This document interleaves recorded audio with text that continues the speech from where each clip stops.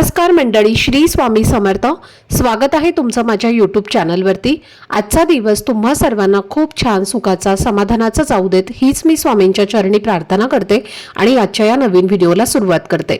पण त्या अगोदर तुम्ही माझ्या चॅनलवरती जर नवीन असाल तर चॅनलला पण लगेच सबस्क्राइब करा आणि कमेंटमध्ये श्री स्वामी समर्थ लिहायला अजिबात विसरू। आज 5 मे 2026 मंगळवार आणि आज आलेली आहे अंगारकी संकष्टी चतुर्थी, जी आपल्या हिंदू धर्मात खूप पवित्र आणि फलदायी मानले जाते। आणि या दिवशी गणपती बाप्पांची मनापासून पूजा केली तर जीवनातील अनेक अडचणी कमी होतात आणि मनातील इच्छा पूर्ण होण्यासाठी मार्ग मोकळे होतात। मंगळवार हा दिवस गणपती बाप्पांना समर्पित मानला जातो आणि जेव्हा या दिवशी चतुर्थी येते तेव्हा तिचं महत्त्व आणखी वाढतं। म्हणूनच अंगारकी चतुर्थी विशेष मानली जाते आणि हिंदू नववर्षातील ही पहिली अंगारकी असल्यामुळे या दिवसाची ऊर्जा आणि महत्त्व आणखी जास्त असते। आणि असं मानलं जातं की या दिवशी केलेल्या व्रत आणि पूजेमुळे वर्षभरातील सर्व संकष्टी चतुर्थीचं पुण्य मिळतं। या दिवशी चंद्राची पूजा करणं खूप महत्त्वाचं असतं, कारण चंद्र दर्शन केल्याशिवाय हे व्रत पूर्ण मानलं जात नाही। त्यामुळे आज रात्री सुमारे 10:14 चंद्रोदय झाल्यानंतर तुम्ही चंद्राची पूजा करा, गणपती बाप्पांची आरती करा आणि त्यानंतर हे व्रत सोडा। त्यामुळे व्रताचं पूर्ण फळ मिळतं आणि मनात समाधान मिळतं। असंही सांगितलं जातं की या दिवशी गणपती बाप्पा आपल्या भक्तांवर विशेष कृपा करतात आणि वातावरणात सकारात्मक ऊर्जा खूप जास्त प्रमाणात असते। त्यामुळे या दिवशी जर आपण श्रद्धेने काही छोटे उपाय केले तर त्याचा परिणाम लवकर दिसतो आणि आपल्या जीवनात चांगले बदल घडायला सुरुवात होते।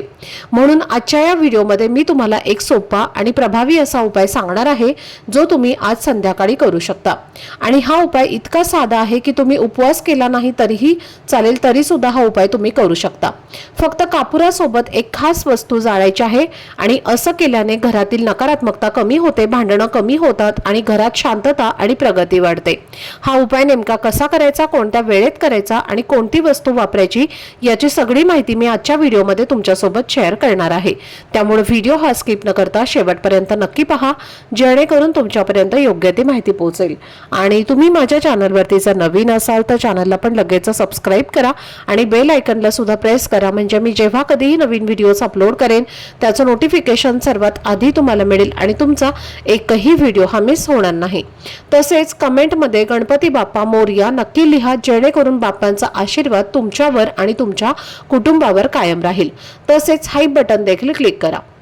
आता तुम्हाला मी जो उपाय सांगणार आहे तर तो तुम्हाला आजच्या अंगारकी संकष्टी चतुर्थीच्या दिवशी करायचा आहे।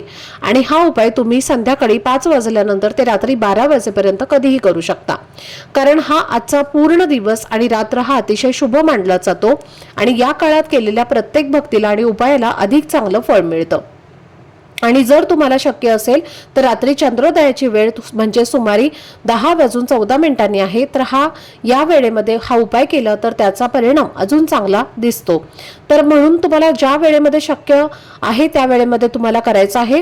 आणि त्या वेळेला तुम्हाला जर करणं शक्य नसेल तर काळजी करू नका, संध्याकाळपासून ते रात्री 12 वाजेपर्यंत तुम्ही हा उपाय कधीही करू शकता। या दिवशी कापुरासोबत एक खास वस्तू जाळण्याचा हा साधा उपाय आहे। हा उपाय श्रद्धेने केला तर घरातील नकारात्मकता कमी होते, सतत येणाऱ्या अडचणी हळूहळू दूर व्हायला लागतात आणि कामामध्ये यश मिळण्याचे मार्ग मोकळे होतात। कारण गणपती बाप्पा हे विघ्नहर्ता मानले जातात आणि ते आपल्या भक्तांना संकटातून बाहेर काढतात। आणि अंगारकी चतुर्थीच्या दिवशी वातावरणात गणेश तत्व खूप जास्त सक्रिय असल्यामुळे या दिवशी केलेले उपाय लवकर परिणाम देतात। या दिवशी व्रत, पूजा आणि छोटे उपाय यांना विशेष महत्त्व दिलं जातं आणि असं म्हटलं जातं की जो कोणी भक्तिभावाने बाप्पांची पूजा करतो त्याच्या आयुष्यातील अडथळे कमी होतात आणि मनातील इच्छा पूर्ण होण्यास मदत मिळते। विशेष करून घरात शिकणारी मुलं असतील तर त्यांनी गणपती बाप्पांना 21 दुर्वा अर्पण केल्याने त्यांची एकाग्रता वाढते आणि अभ्यासात प्रगती होते। त्यामुळे हा छोटा उपायही खूप फायदेशीर ठरतो। जर तुमच्या घरात सतत वादविवाद होत असतील, मनशांती नसेल, पैसा टिकत नसेल, कामामध्ये अडथळे येत असतील किंवा कितीही प्रयत्न करूनही यश मिळत नसेल तर अशा वेळी हा उपाय श्रद्धेने करणं उपयोगी ठरू शकतं आणि हळूहळू घरात शांतता, समाधान आणि सकारात्मक बदल जाणवू लागतात। कारण काही दिवस आणि काही वेळा अशा असतात ज्यांचा परिणाम आपल्या आयुष्यावरती खोल होतो आणि अंगारकी चतुर्थी हा तसाच एक खास दिवस आहे। आता हा उपाय सुरू करण्यापूर्वी तुम्ही तुमच्या देवघरामध्ये एक दिवा लावा, धूप अगरबत्ती लावून वातावरण शांत आणि प्रसन्न करा। घराचा मुख्य दरवाजा थोडा वेळ उघडा ठेवा आणि मग स्वच्छ हातपाय धुवून मन शांत ठेवून श्रद्धेने हा उपाय करायला सुरुवात करा। कारण जेव्हा आपण विश्वासाने आणि मनापासून काही करतो तेव्हा त्याचा परिणाम चांगला आपल्याला नक्कीच मिळतो। तर आता तुम्हाला एक ताम्हण घ्यायचं आहे, आसनावरती बसायचं आहे, ताम्हण आपल्या समोर ठेवायचं आहे आणि त्या ताम्हणामध्ये तुम्हाला कापूर जाळण्याचं भांडं ठेवायचं आहे किंवा एखादी प्लेट ठेवायची आहे किंवा मातीची पणती असेल तर ती ठेवू शकता किंवा कापूर जाळण्याचं भांडं असेल तर ते ठेवायचं आहे। या तीनपैकी तुमच्याकडे जे काही आहे ते तुम्ही घेऊ शकता। त्यानंतर एक तुम्हाला ताम्हण घ्यायचं आहे किंवा एखादी मोठी प्लेट जी आहे किंवा ताट जे आहे मोठं तर ते तुम्ही घेऊ शकता। त्यामध्ये तुम्हाला कापूर जाळण्याचं भांडं ठेवायचं आहे आणि जर आपण कापूर प्रज्वलित केल्यानंतर ते भांडं जे आहे तर ते गरम होतं तर त्यावेळेला तुम्हाला चटका सुद्धा लागू शकतो, म्हणून एखाद्या मोठ्या प्लेटमध्ये कापूर जाळण्याचं भांडं ठेवायचं आहे जेणेकरून तुम्हाला चटका हा लागणार नाही। आता आपल्याला उपाय करण्यासाठी भीमसेनी कापराच्या वड्या घ्यायच्या आहेत। 5 किंवा 7 किंवा 11 या विषम संख्येमध्ये तुम्हाला कापराच्या वड्या घ्यायच्या आहेत। जर तुमच्याकडे भीमसेनी कापूर नसेल तर तुम्ही साधा कापूर सुद्धा घेऊ शकता। त्यानंतर एक खोबऱ्याची वाटी लागणार आहे, जे सुकं खोबरं असतं तर त्याची एक अख्खी खोबऱ्याची वाटी तुम्हाला घ्यायची आहे। अख्खी खोबऱ्याची वाटी तुमच्याकडे नसेल तर तुम्ही अर्धी वाटी घेतली तरी सुद्धा चालेल किंवा एखादा छोटासा तुकडा घेतला तरी सुद्धा चालेल।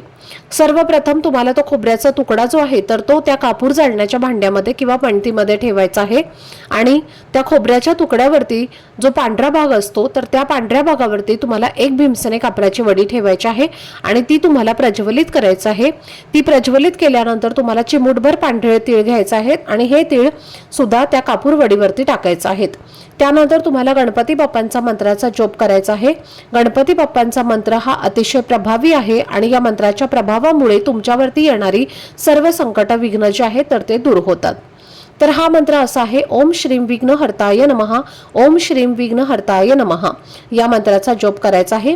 आता पहिली कापूरवडी संपत आली की पुन्हा दुसरी कापूरवडी ठेवायची आहे, दुसरी संपत आली की तिसरी कापूरवडी ठेवायची आहे। असं तुम्हाला विषम संख्येमध्ये 5, 7 किंवा 11 अशा कापूरवड्या ज्या आहेत तर त्या खोबऱ्याच्या तुकड्यावरती ठेवून देवघरासमोर जाळायच्या आहेत। आणि जेव्हा तुम्ही कापूरवडी ठेवणार आहे त्यावरती लगेच तुम्हाला थोडेसे चिमूटभर तीळ जे आहेत तर ते वरून टाकायचे आहेत। दुसरी कापूरवडी ठेवली की लगेच थोडेसे तीळ तुम्हाला वरून टाकायचे आहेत। पांढरे तीळ टाकायचे आहेत, काळे तीळ तुम्हाला टाकायचे नाहीत। आता तीळ का टाकायचे आहेत तर तीळ जे आहे तर ते दारिद्र्यनाशक मानले जातात। अंगारकी चतुर्थीला या कापुरासोबत पांढरे तीळ आपल्या घरात जाळल्याने घरातील दरिद्रता आणि गरिबी जी आहे तर ती दूर होते। कापूर जो आहे तर तो घरातील नकारात्मक ऊर्जा कमी करतो आणि जेव्हा आपण खोबऱ्यावरती हा कापूर जाळत असतो तेव्हा आपलं घर जे आहे तर ते सुद्धा पवित्र आणि शुद्ध होत असतं। आपल्या घरामध्ये जे काही दोष आहे तर ते संपूर्णपणे नष्ट होतात आणि म्हणून आपल्याला संध्याकाळी हा उपाय जो आहे तर तो करायचा आहे।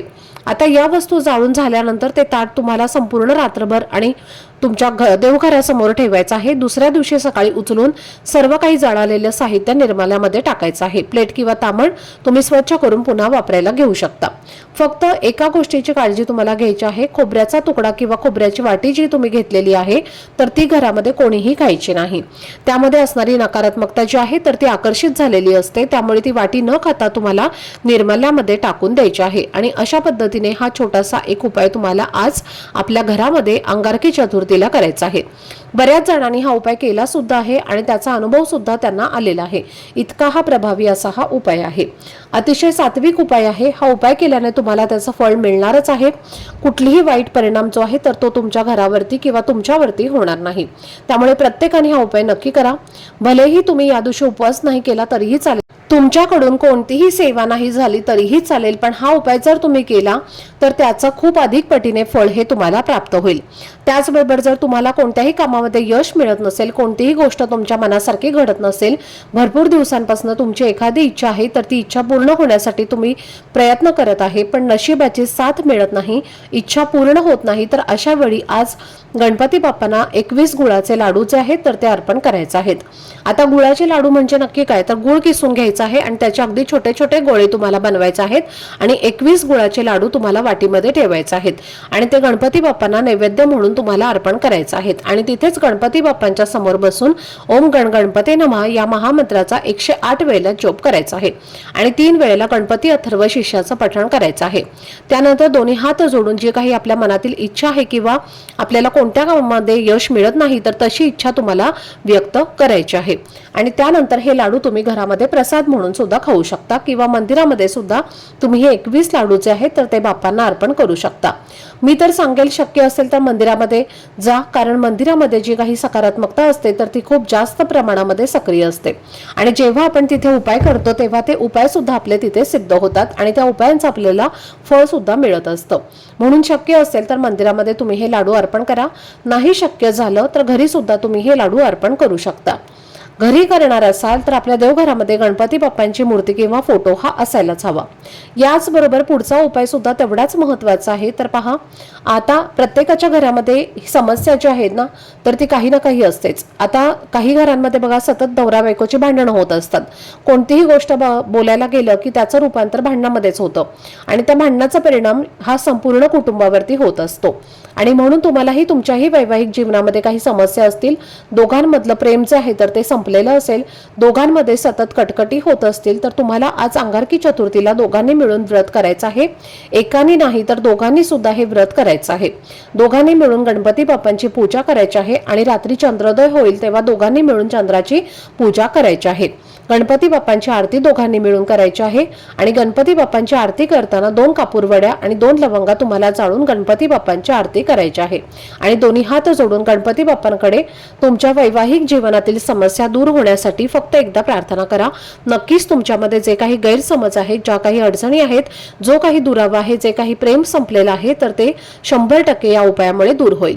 त्याचबरोबर जर तुमच्या घरामध्ये सतत पैशांच्या अडचणी आहेत, घरात पैसा येत नाही आणि आला तर तो टिकत नाही, तर जिथे तुम्ही 5 रुपये खर्च करायचे असतात तिथे तुम्ही 100 रुपये खर्च करून येत असाल, तुमच्यावरती कर्ज झालेलं असेल, सतत इतरांकडून पैसे तुम्हाला उसने घ्यावे लागत असतील, तर अशा सर्व आर्थिक समस्या दूर होण्यासाठी तुम्हाला आज संध्याकाळी गणपती बाप्पांच्या समोर तिळाच्या तेलाचा दिवा लावायचा आहे। साधं तेल तुम्हाला घ्यायचं नाही, तिळाच्याच तेलाचा दिवा हा लावायचा आहे आणि त्यानंतर त्या दिव्यामध्ये तुम्हाला 2 अखंड फुलाच्या लवंगा टाकायच्या आहेत। गणपती बाप्पांसमोर बसून ओम विघ्नेश्वराय नमः या मंत्राचा 108 वेळेला जप करायचा आहे। असं केल्याने तुम्हाला चांगलं फळ मिळतं, तुमच्या पैशांच्या अडचणी ज्या आहेत तर त्या सुद्धा दूर होतात, नोकरी व्यवसायामध्ये यश मिळू लागतं। त्याचबरोबर आजच्या दिवशी पहा, गणपती बाप्पांसोबतच हनुमानांची सुद्धा पूजा केली जाते आणि तुम्हाला शक्य असेल तर मंदिरामध्ये जाऊन किंवा घरीच ऋणमोचक स्तोत्र जे आहे तर त्याचं पठण करा। त्यामुळे सुद्धा तुमच्यावरती जे काही कर्ज आहे तर ते दूर होतं आणि पैशांच्या अडचणी ज्या आहेत तर त्या सुद्धा दूर होतात। कारण अंगारकी चतुर्थीला ऋणमोचक स्तोत्र वाचल्याने घरात सुख, शांती, समृद्धी येते आणि घरातील सर्व नकारात्मक ऊर्जा जी आहे तर ती सुद्धा दूर होते। त्याचबरोबर आज विघ्नहर्ता गणेश स्तोत्र जे आहे तर ते सुद्धा तुम्ही वाचू शकता, त्यामुळे सुद्धा जीवनातील सर्व अडचणी ज्या आहेत तर त्या दूर होतात। तर ही अत्यंत महत्त्वाची माहिती मला तुमच्यापर्यंत शेअर करायची होती। आजचा हा व्हिडिओ जर तुम्हाला आवडला असेल, माहितीपूर्ण वाटला असेल तर व्हिडिओला लाईक करा, चॅनलवरती नवीन असाल तर चॅनलला सबस्क्राईब करा आणि हा व्हिडिओ आपल्या मित्रपरिवारासोबत जास्तीत जास्त शेअर करा। चला तर मग भेटूया पुढच्या व्हिडिओमध्ये, तोपर्यंत सर्वांना श्री स्वामी समर्थ आणि संपूर्ण व्हिडिओ पाहिल्याबद्दल धन्यवाद।